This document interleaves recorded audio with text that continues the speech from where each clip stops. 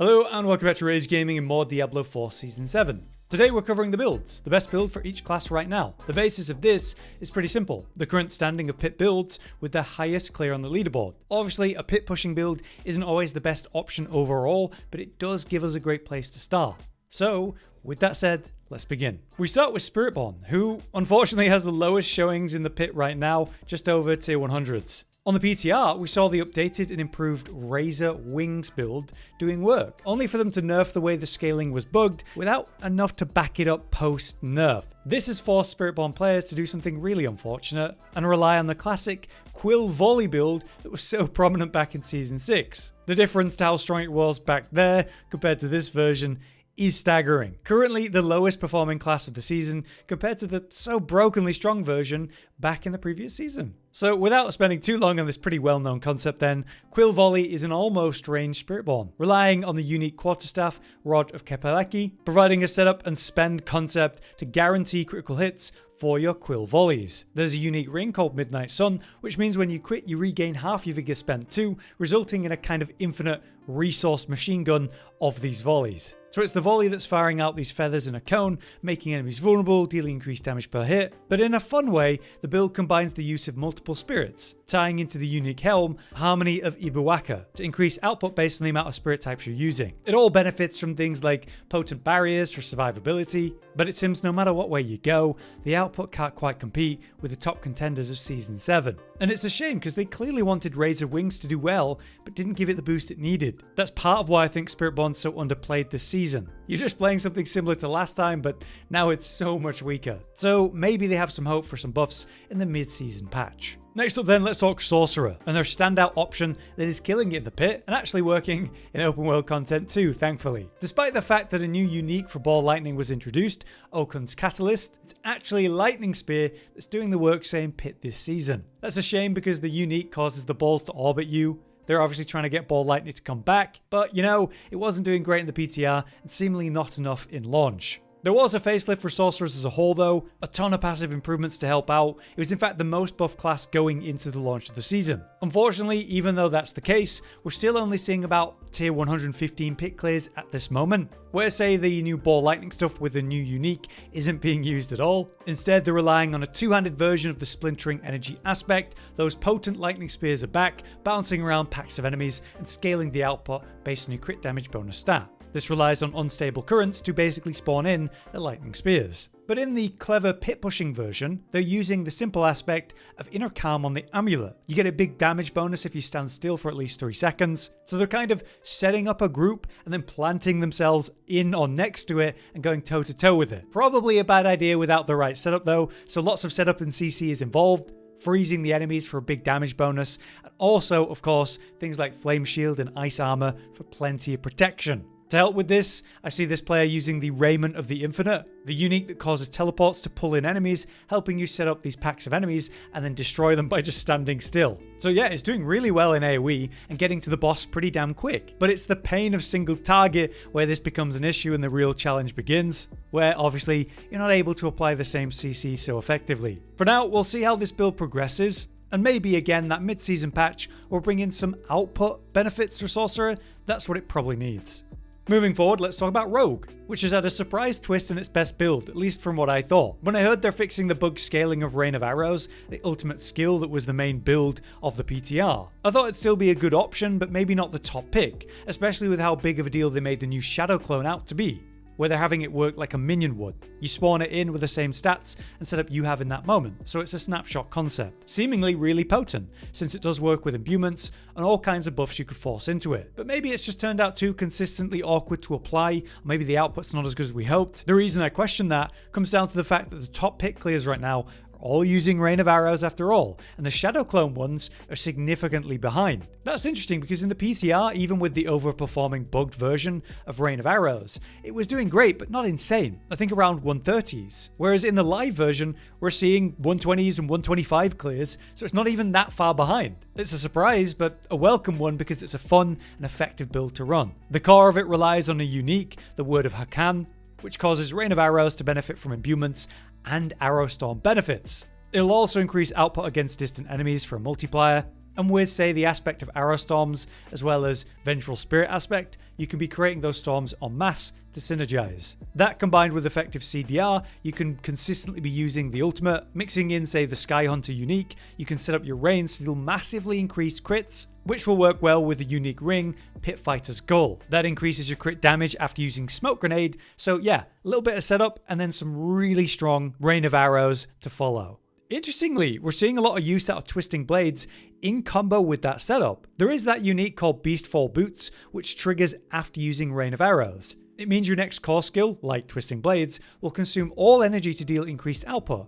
Maybe used between Rain of Arrows, I imagine. So yeah, a pretty cool setup for rogues this season. It feels pretty fresh, and it's doing well. Moving on then, an expected build from the PTR takes the top spot for Barbarians. This is of course the heavily buffed and improved Earthquake build, relying on Hammer of the Ancients in combination even with Bash. The concept is simple though, but very effective. Earthquake can be generated in a variety of ways. The quakes deal damage themselves, but combined with a unique Mantle of Mountain's Fury, you get to pop these earthquakes by using Hammer of the Ancients, dealing big bursts of damage. But there's many ways you can scale the damage of that concept, leaning of course into Overpower and the various buff aspects tied to Earthquake, like say one that causes you to stand in quakes for a damage bonus, or turning Earthquake into fire damage, and then working in fire damage scaling modifiers, building up classics like Great Crit Chance and damage behind that. And you can't forget that Barbarians can stack up comical amounts of core stat, strength in that case, to reach towards like 3000 strength. It might still be the worst core stat scaler after past nerfs, but the number's still so big enough that it doesn't matter, and it's only even easier this season thanks to witchcraft powers that help that out. There's modifiers from the paragon like berserking from Blood Rage, or close damage mods too. It's honestly still so hard to beat Barbarians for stacking up different modifiers and scalers to get these ridiculous results. And what I really like about this concept behind that is how it's kind of been pretty dire for the last bit for Barbarians. They were like the kings of every original season, ignoring nerf after nerf after nerf, but eventually it went too far. And then they had a season where you had to choose between AoE or single target, with the best builds having kind of a bad AoE option in exchange for a good single target, or vice versa. So this heavy focus on Earthquake from the devs this season, that really addresses that. Earthquake setups allow for incredible single target output, but it all has wide enough AoE reach to do great in mobbing. So it hits both sides of the gameplay very well. And that's all backed by, the consistent survivability that Barbarians always had, and it's resulting now in a very strong showing. Having said all that, I don't think this looks broken or busted. I just think it's the result of the insane scaling options that Barbarian still has, even now. So yeah, I think it's in a great state. Next up then, we have Druid and its best build, which remains Cataclysm. I say that of course after the recent hotfix that addressed the silly damage Druid was putting out thanks to some kind of infinite scaling of certain witch power. It's funny to think in the PTR, Druid was using a different build, the bolder one, and was so overly strong due to a bug with some infinite damage numbers. So much so that you were seeing minus numbers being displayed on screen, basically breaking the game. That issue was resolved, only for a totally different bug to result in something super similar, again, where we're seeing negative numbers being displayed. So now, after that's been resolved, we're finally seeing more consistent normal numbers, and yet, the Cataclysm build post-nerf is still probably the top pick for Druids. They've been able to still clear pits at 140, just like Barbarians. So yeah, Cataclysm. It's like a storm ultimate centered around you. Elements rage and destroy for you. The goal seems to be tied to snapshotting power into that, where you're generating all this power for just a moment and then you send something out that holds that power you had. It then goes on to exist in that super strong state, lasting way longer than the moment you actually have with the snapshotted power. Combine that with duration extending options, you can maintain the strong Cataclysm for even longer. There are also runes to help with this, like the legendary Zan rune. You can guarantee the next skill, like Cataclysm, will just be critting and overpowering. You can scale the hell out of crit and overpower, and rely on key uniques like Inexorable Will to scale the power of that ultimate by stacking your core stat as well, which you can do also through witchcraft powers this season. There's also Majolnik Ring, which massively scales Cataclysm output while it's active, so you want to keep it active as long as possible. And the classic Tempest Roar, to help generate spirit to sustain all of this alongside, a bunch of other perks. So admittedly, there are a good amount of requirements and stat breaks to get this to function and really start to hit, but even post-nerf, the results are very much worth it. It performs great in single target, but also even wide-reaching AoE, so it's been a machine for things like Infernal Hordes for that reason. and remains a top pit pusher even now, so it's going to be hard to beat. But that finally brings us to Necromancer, with their top build being pretty obvious right now, the Shadow Wave build, which takes the Blood Wave and converts it into a darkness skill as well. This concept lets you multiply its scalars, combined with potent overpower and shadow damage improvements. That, alongside high crit chance and low cooldowns, you can be spamming these Blood Waves to hit really hard. The concept's been good for a while, but in Season 7, it's achieving Pit 150 clears. That's in large part to the new unique pants, Keseme's Legacy, which, has a few changes. Instead of one Blood Wave, you get two, and they ram enemies into the spot as you drag the Blood Waves together, doubling up the amount of waves you get. That combined with the classic title, and you can be spawning a lot of Blood Waves per use. But that unique also scales the damage of the Blood Wave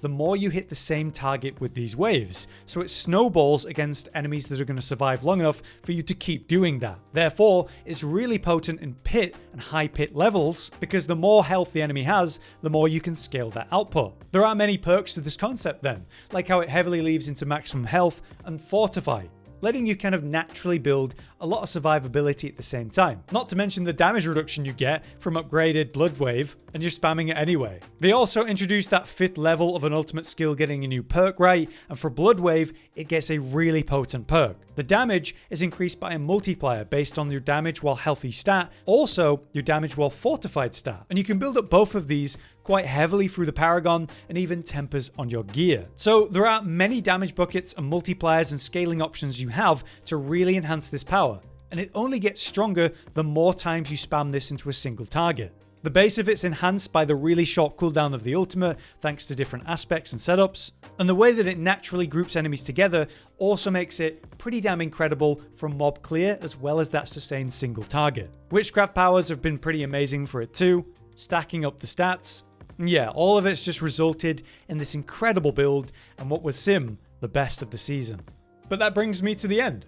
That's my overview of the different top builds for each class at this early point of the season. You never know what things might change as people get more time to experiment and get further in the grind, but I am interested to see what might happen when that mid-season rebalance patch comes in. For now then though, I've been Hollow, you've been you, and thanks for watching.